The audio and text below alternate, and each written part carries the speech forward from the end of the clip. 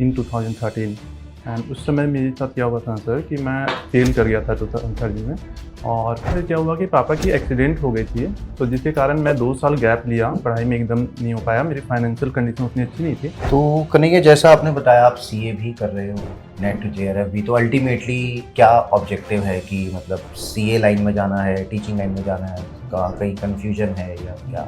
तो मैं जब 2 बार दिया ना, तो उसमें मेरे को दिक्कत आ रही थी कि पेपर 1 2 तो बहुत अच्छी चली जा रही थी, लेकिन पेपर 1 में बहुत दिक्कत हो रही थी। What would be the difficulties you will be facing in your topic और आप उनको कैसे ओवरकम करने के लिए सोच रहे हैं? आपने इसके ऊपर वन सीआर का पैकेज दे रहे हैं आपको, और आप देखते हो असिस्टेंट प्रोफेसर में तो हम 20-30 लाख ही कमा पा रहे हैं, फिर क्या करेंगे? सो आज हमारे साथ हैं कन्हैया जी और आपने क्लियर किया है जेआरएफ। सो कैसा फील हो रहा है, पहले तो ये बताएं। बहुत ही अच्छा लग रहा है सर। सबसे पहले तो मैं थैंक यू बोलना चाहूँगा सभी मैम का।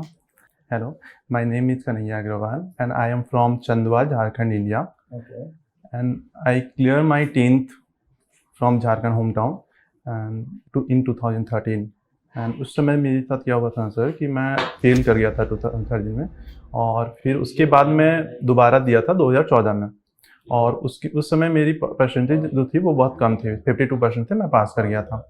उसके बाद फिर क्या हुआ कि पापा की एक्सीडेंट हो गई थी, तो जिसके कारण मैं 2 साल गैप लिया, पढ़ाई में एकदम नहीं हो पाया, मेरी फाइनेंशियल कंडीशन उतनी अच्छी नहीं थी, तो जिसके कारण मैं 2 साल हम लोग भाई लोग मिल करके पूरे घर को संभाले। उसके बाद फिर मैं 2016 में फिर से 12th में एडमिशन लिया कॉमर्स में।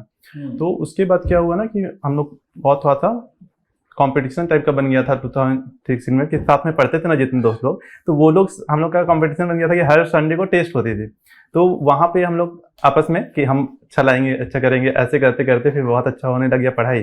तो फिर अपने होम टाउन से ही मैंने 12th दिया, और उस समय मेरा डिस्ट्रिक्ट टॉप हुआ था 2018 में। और उसके बाद फिर मैं शिफ्ट कर गया था रांची, जो कि कैपिटल है झारखंड का। तो वहाँ से मैंने संत जेवियर कॉलेज रांची से ग्रेजुएशन कंप्लीट किया, और उसके बाद फिर मैं सीए भी स्टार्ट कर लिया था, सीए फाउंडेशन, सीए इंटरमीडिएट साथ में क्लियर हो गया, और एमकॉम में फिर एडमिशन ले लिया। एमकॉम में मेरी क्या हुई सर कि 2 साल की एमकॉम किया ना, तो उसमें मेरे को गोल्ड मेडल मिला है, हाईएस्ट मार्क्स से एक्सेप्ट करने के लिए गोल्ड मेडल दिया था। ये थैंक यू।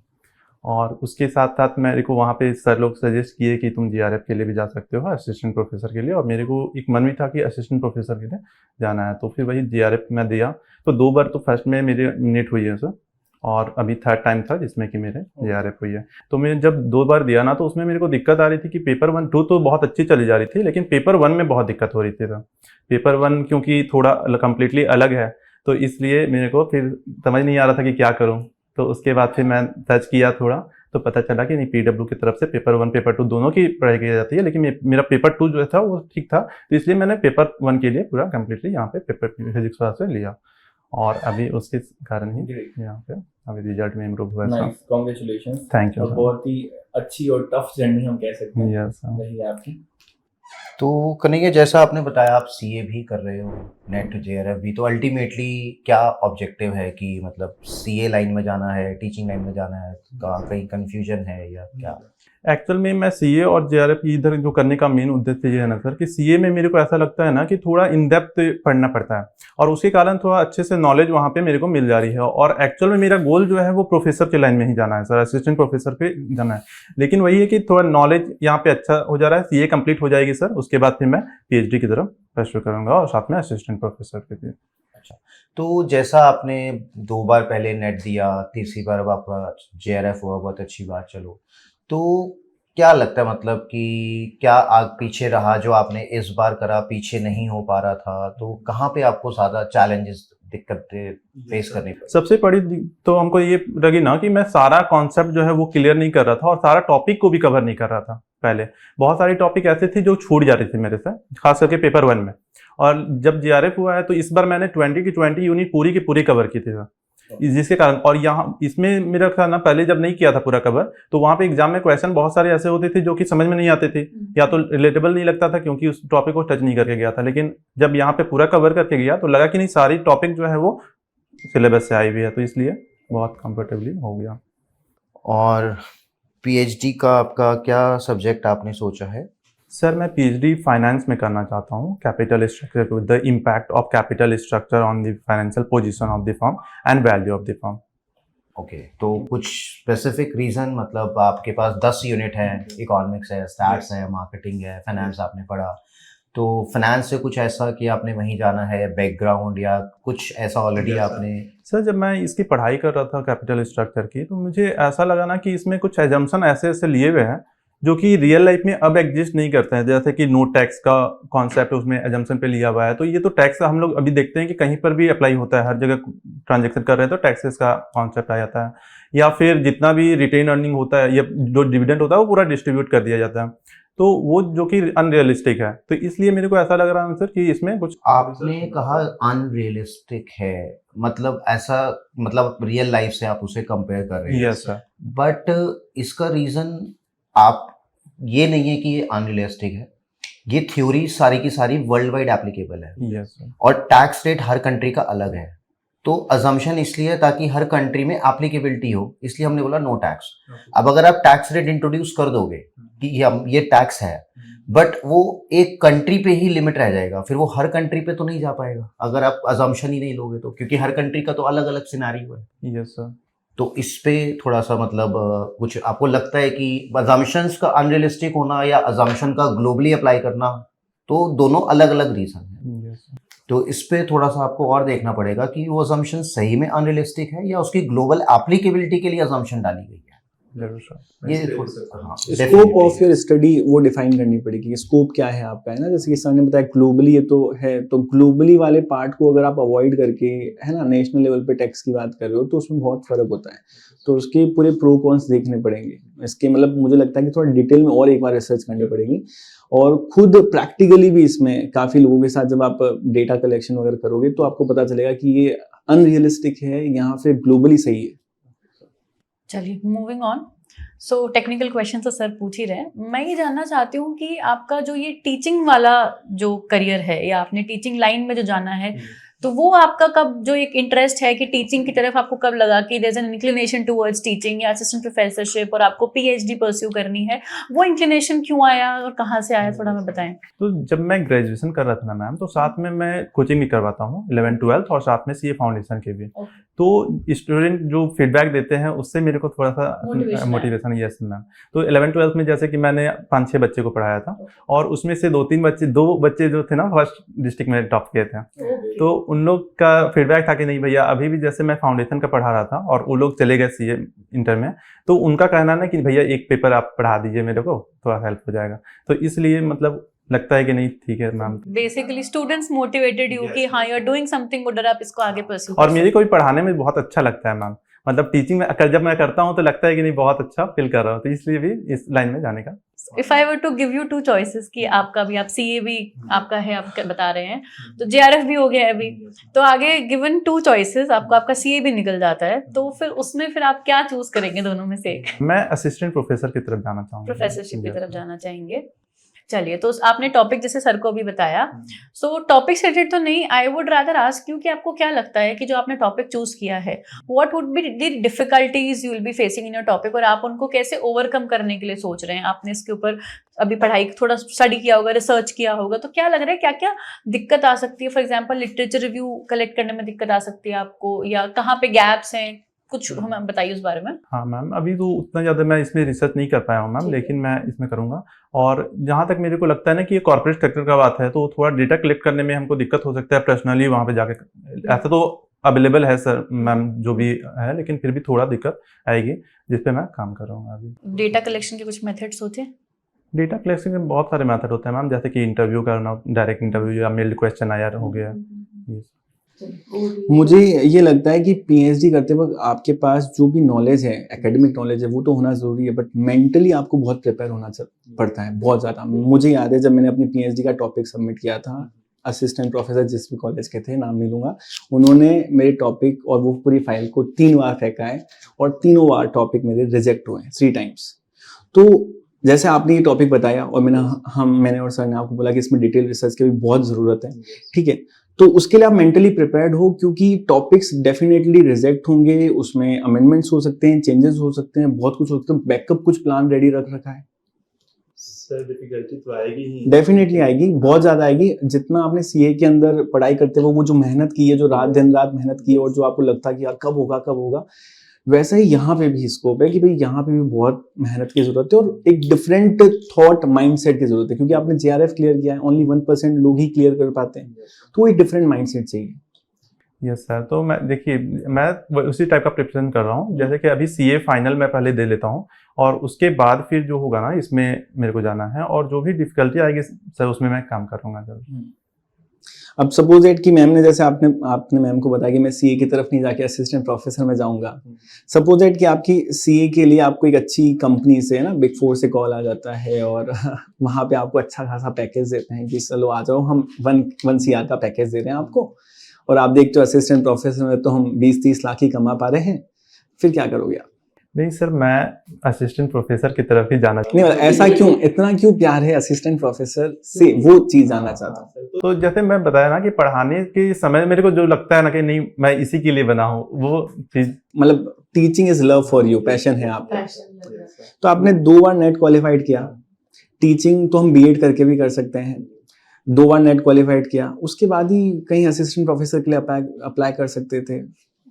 ऐसा क्यों किया कि JRF करके असिस्टेंट प्रोफेसर बनना है, दुनिया को दिखाना है, देखो मैंने कर दिखाया? नहीं सर, ये भी था कि JRF करना है मेरे को। एक होता है ना कि हम लोग साथ में दोस्त लोग भी दे रहे थे, तो एक बना हुआ था कि नहीं JRF जो करते हैं ना, तो उसके लिए भी मैं किया था। दूसरी बात ये है ना कि CA की मेरी आर्टिकलशिप चल रही है ना, तो अभी मैं नहीं परस्यू कर सकता था और असिस्टेंट प्रोफेसर के लिए, तो इसलिए मेरा था कि दे लेता हूँ उसमें। टाइम का पूरा यूज किया है आपने। और जो दोस्त आपके साथ कर रहे थे उनका JRF हुआ? नहीं सर, JRF तो नहीं हुआ, लेकिन नेट हो गया। अच्छा, ग्रेट, चलो कांग्रेचुलेशन वंस अगेन। ओके, सो आपने जो टॉपिक बताया एक बार दोबारा बताएंगे? The impact of capital structure on financial position and value of the firm. Capital structure और वैल्यू ऑफ फर्म में क्या डिफरेंस है? सर जैसे कैपिटल स्ट्रक्चर जो है मिक्स ऑफ कैपिटल है कि इक्विटी या प्रेफरेंस या डिवेंचर से हम लोग कितना कितना कैपिटल कौन से क्वांटिटी में कितना लेना है, और वैल्यू ऑफ द फर्म है कि ओवरऑल टोटल वैल्यू। अगर मैंने अपने बिजनेस में 50 लाख डाला, यस सर। 20 लाख डेट से लिया, 30 लाख इक्विटी से डाला, तो कैपिटल स्ट्रक्चर 50 लाख होगा। Yes sir. तो क्या वैल्यू ऑफ फर्म 50 लाख नहीं होगा? वैल्यू ऑफ फर्म जो है सर वो, अगर 50 लाख है तो फर्म की वैल्यू क्या हुई, 50 लाख हुई या समथिंग डिफरेंट? नहीं सर, जैसे कि यहाँ पे हम लोग देखते हैं ना कि डिवेंचर का जो इंटरेस्ट ये सब महीने जो भी हम लोग अर्निंग करते हैं उसके बेसिस पे हम लोग वैल्यू ऑफ द फर्म जो है वो निकालते हैं। अर्निंग EBIT जो है उसमें से माइनस कर लेते हैं डिवेंचर का इंटरेस्ट। तो अगर अर्निंग ना हो, कोई बिजनेस लॉस में हो, तो क्या हम बोल रहे हैं वैल्यू ऑफ फर्म 0? नहीं सर, ऐसा तो नहीं बोलेंगे। तो बट फिर अर्निंग का तो अगर हम आपने करते हैं value of firm is equal to, हम लिखते हैं EBIT डिवाइड बाय KO, आपने फॉर्मूला पकड़ लिया। तो अब अगर EBIT 0 है तो फिर वैल्यू ऑफ फर्म क्या होगा? नेगेटिव भी होता है। तो नेगेटिव होने पे तो फिर पैसा मिलेगा। तो थोड़ा सा क्लैरिटी चाहिए कॉन्सेप्ट पे, है ना? हाँ, और जैसा आपने बताया कैपिटल स्ट्रक्चर का इम्पैक्ट फाइनेंशियल पोजीशन पे और वैल्यू ऑफ फर्म पर। Yes sir. तो अब यहाँ पे आपके पास जो फाइनेंशियल पोजीशन है, आप बैलेंस शीट P&L की बात कर रहे हो, तो कैपिटल स्ट्रक्चर डेफिनेटली डेट का बर्डन, ये डेट का अफेक्ट, इक्विटी का अफेक्ट जो है वो फाइनेंशियल पोजीशन पर जाएगा। और value of firm is basically future perspective कि हम आने वाले समय में कितना कमाएंगे। और अगर कोई कंपनी लॉस में है, उसकी वैल्यू 0 इसलिए नहीं है क्योंकि उसमें फ्यूचर पोटेंशियल है। तो वैल्यू ऑफ फर्म आपका होता आज की अर्निंग पे है, but that is on the future perspective, और इसीलिए हम बोलते हैं कि लॉस की कंपनियां भी बिकती है। Okay sir. ठीक है, तो ये ऐसा नहीं है कि मतलब the value of firm is only related to the current earning, yes sir, that is related to the future potentials as well. ठीक, चलो मैं आपसे बहुत डिटेल क्वेश्चन तो नहीं पूछूंगा, जैसे आपने अपने पर्टिकुलर टॉपिक में कैपिटल स्ट्रक्चर को बहुत बड़ी इंपॉर्टेंस दी है, तो भी प्रेजेंटली बहुत सारी कंपनीज आपने देखी भी होगी, लिस्टेड कंपनीज में, तो कौन सी ऐसी कंपनी है जिसका कैपिटल स्ट्रक्चर आपने देखा है या बहुत आपको लगता है कि ये कंपनी का कैपिटल स्ट्रक्चर बहुत अच्छा है? सर बहुत ज़्यादा तो इसमें मैं रिसर्च अभी नहीं किया हूँ, बता रहा हूँ, क्योंकि मैं अभी जो है ना CA की नहीं, CA के अंदर भी आपने जैसे ऑडिट वगैरह की होगी कुछ जगह? ये सब किया हूँ सर, लेकिन Big 4 ये सब में नहीं गया हूँ। ऐसे इसमें और जैसे वेदांता कंपनी का नाम सुना होगा, तो उनकी कंपनी के अंदर अगर आपने देखा हो तो डेट का जो पोर्शन है, प्रोपोर्शन है, वो ज्यादा है ना, और इक्विटी का कम है। तो क्या लगता है वो कंपनी लॉन्ग टर्म सर्वाइव कर पाएगी अगर डेट का प्रोपोर्शन बहुत ज्यादा है? क्योंकि आपने कैपिटल स्ट्रक्चर के अलग अलग मेथड्स पढ़े होंगे, IRR, NPV, ये सारे मेथड्स पढ़े होंगे, तो उसमें ये पोर्शन आता है। तो क्या लगता है ऐसी कंपनी जहाँ पे डेट का प्रोपोर्शन ज्यादा है, इक्विटी का कम है, क्या उनका सर्वाइविंग स्ट्रक्चर क्या है, ज्यादा रहेगा? मेरे को जहाँ तक लगता है सर कि डेप्ट की अगर प्रोपोर्शन ज़्यादा है तो एक फाइनेंशियल बर्डन जो फिक्स बर्डन है वो तो हमेशा रहेगी, तो जिसके कारण मे बी फ्यूचर में उनको थोड़ा सा दिक्कत हो सकता है, इसलिए फ्यूचर में दिक्कत हो सकता है, ऐसा आप कहना चाहते हैं। चलो ठीक है, great. So ma'am technical question तो हमने काफ़ी किए हैं और कन्हैया इज़ वेरी कॉन्फिडेंट, और बस मैं और सर यही गाइड करना चाहेंगे थोड़ा सा कॉन्सेप्चुअल क्लैरिटी। फीडबैक आपको साथ में मैं देना चाहूंगा, जब भी क्वेश्चन पूछे तो you have to be answerable to are. आपका आई कांटेक्ट ना कांस्टेंट है, आपको सबसे आई कांटेक्ट बनाना है। तो कोई कुछ पूछ रहा है खाली उसको नहीं, टू होल मैन, ये थोड़ा सा आपने ध्यान रखना, ठीक। बाकी आई थिंक एवरीथिंग, और कुछ बाकी आपकी जर्नी भी काफ़ी अच्छी रही है और आपने जो क्वालिफिकेशन है थोड़ा सा कॉन्फिडेंट और चाहिए, थोड़ा सा बॉडी लैंग्वेज, जेस्चर्स, हाथों का थोड़ा सा मूव होना। बाकी रेस्ट आई थिंक नॉलेज आपकी है, वो तो मैंने आपको वैल्यू ऑफ फॉर्म और उसमें थोड़ा कंफ्यूज किया, देखो वो तो होता ही है डेफिनेटली, बट हाँ थोड़ा बहुत कॉन्फिडेंट आ जाएगा या डेफिनेटली। JRF हो तो आपको कॉन्सेप्चुअल क्लैरिटी है, थोड़ा सा अगर आप असिस्टेंट प्रोफेसर की तरफ जा रहे हैं तो मुझे लगता है कि उस कॉन्सेप्ट को बच्चों को समझाने का डिलीवरी एक हम बात करते हैं, तो आप जिस तरीके से अपना कॉन्सेप्ट डिलीवर करेंगे उस हिसाब से वो कॉन्सेप्ट इंटरेस्टिंग होगा। तो अगर हमें प्रोफेसर ही बनना है तो बच्चों के लिए वो कॉन्सेप्ट हमें इजी करना पड़ेगा, इंटरेस्टिंग भी करना पड़ेगा।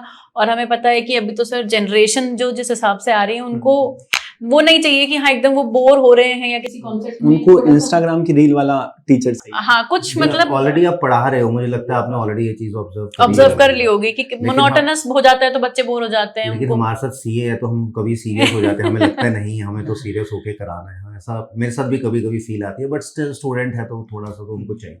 तो थोड़ा सा बस उस पर ध्यान रखना अपनी कॉन्सेप्चुअल क्लैरिटी पे और डिलीवरी पे, कंटेंट डिलीवरी पे। बाकी आपको हमें पता है नॉलेज तो सर है ही, JRF किया है आपने तो, बाकी सर और नेक्स्ट टाइम में मतलब मेरा फीडबैक ये रहेगा, जब भी आप इंटरव्यू में बैठ रहे हो तो थ्योरेटिकल नॉलेज तो हमारे पास है, कुछ एग्जांपल्स अपने ज़रूर लेकर जाएं साथ में, क्योंकि आपके सामने जब बैठे तो उनको एग्जांपल से इंप्रेस करना ज़्यादा इजी होगा इंस्टेड ऑफ थ्योरेटिकल नॉलेज से। और थोड़ा प्रैक्टिकल कंटेंट भी देख कर जाए मार्केट में, जैसे भी मैंने कुछ कंपनीज के बारे में पूछा तो कम से कम कुछ एक दो नाम निकल के आने चाहिए, मुझे इस कंपनी का कैपिटल स्ट्रक्चर अच्छा लगता है सर, बहुत अच्छा है, इसका ये प्रपोर्शन है, दैट्स वाई मैं सोचता हूँ कि ऐसी ही कैपिटल स्ट्रक्चर होगी तो फीजिबल होगा। तो ऐसा कुछ पहले से प्रिपेयर करके जाएं। बाकी बहुत अच्छा लगा आपसे बात करके हम सबको, और हमें भी एक अच्छी फीलिंग है कि हम JRF वाले स्टूडेंट से बात कर रहे हैं। एक चीज और, जैसे सर ने बोला था कि डेट है तो आपको क्या लगता है सर्वाइव कर पाएगी, तो कभी भी इस पे अपना एक फिक्स्ड आंसर मत दो, यस और नो, कभी नहीं बोलना। आपने ये बोलना that depends on the management of the company as well, वो कैसे डेट का यूटिलाइजेशन कर रही है। ऑल्दो डेट के अपने एडवांटेज भी है, टैक्स सेविंग है, लोअर कॉस्ट है, लेकिन अगर उसका बर्डन बढ़ जाए तो बैंक्रप्सी भी है। तो ये तो डिपेंड करता है कि how company is utilising their resources. बाकी होने को तो हो भी सकता है सर्वाइव कर जाए, ना हो तो ना भी। तो आपको कांस्टेंट नहीं, मतलब फिक्स नहीं रहना to a particular answer, yes और नो पे नहीं जाना। Okay sir.